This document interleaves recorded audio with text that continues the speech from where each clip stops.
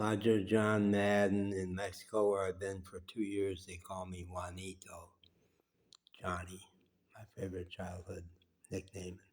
It's how I introduce myself everywhere in Mexico these days.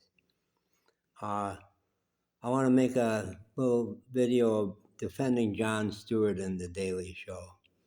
On Blue Sky, which is wonderful new alternative to Twitter that I use a lot these days, there was a whole thread the other day just destroying Jon Stewart for selling out to the right because he dares to speak common sense about some of the excesses of the left, some of the ways wokeness, one of the daring to agree with the right about some things. Like I think the right is partly right when they criticize wokeness.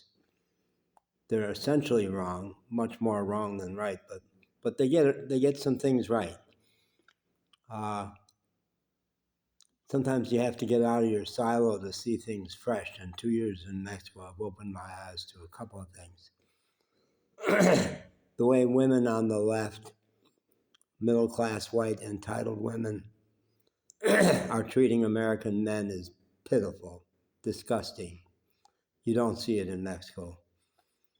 Mexico, it's not true anymore that the men are macho in the current generation. Most of them are wonderful, devoted to their wives and their children, sweet, and male.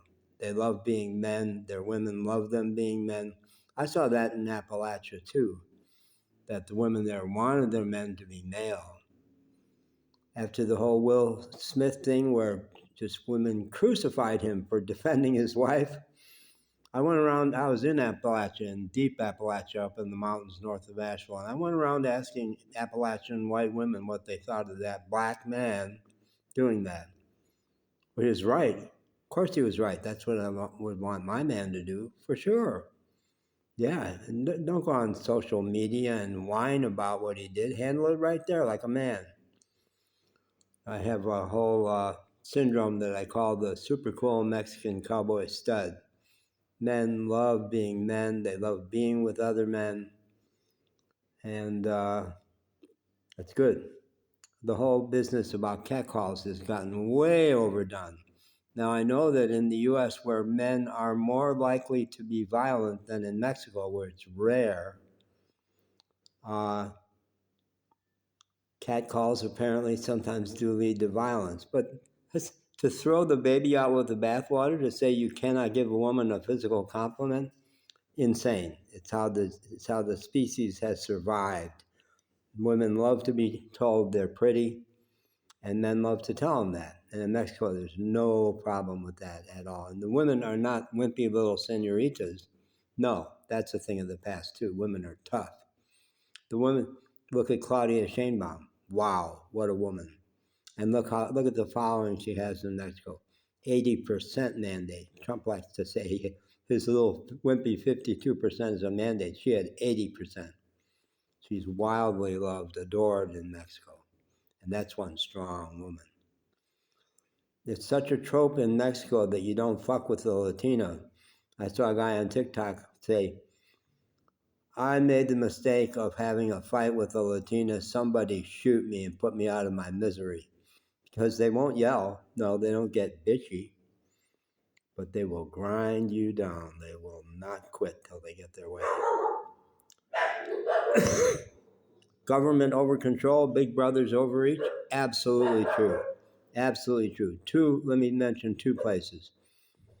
Enforcement of driving laws. I understand that the rule about motorcycles and motor scooters is the same in Mexico, that you're supposed to have separate seat and toe pegs for each passenger.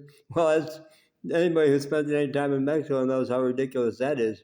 You'll see on a motor scooter, they'll have 2 adults, 2 kids, and a ladder, and nobody enforces it. It's crazy. It is absolutely crazy. Cigarette smoking, that the U.S. government decided it had to stomp out cigarette smoking, so taxes the hell out of cigarettes and makes poor people way poorer. You're not allowed to buy a Lucy, a single cigarette, anywhere in the U.S. because the CDC said, well, it encourages smoking. It encourages poor people to be able to afford a cigarette. That's a law that's aimed directly at people who can't afford a pack of cigarettes, directly at poor people. Big brother overreach, for sure, for sure. I end my rant there, but Jon Stewart dares to say that stuff, dares to say, hey, look, people on the left, don't be so high and mighty. Don't assume that you have no warts, that you're never assholes, because you are. And anybody who ever went through the S training, as I did, has gotten over the notion that you're never an asshole. But so many of my middle-class friends, if you in any way suggest that they did something that was assholish, oh, they'll kill you for it. Well, we're assholes, people. We're the ego. We defend the ego, and it makes us into stupid assholes. And if you're not willing to have that pointed out, you're in a real bind, And the left is in a real bind. Makes it impossible for them to really talk to the right. If once in a while we're willing to say, yeah, you got a point there. Once in a while, it wouldn't hurt. All right? Okay, bye.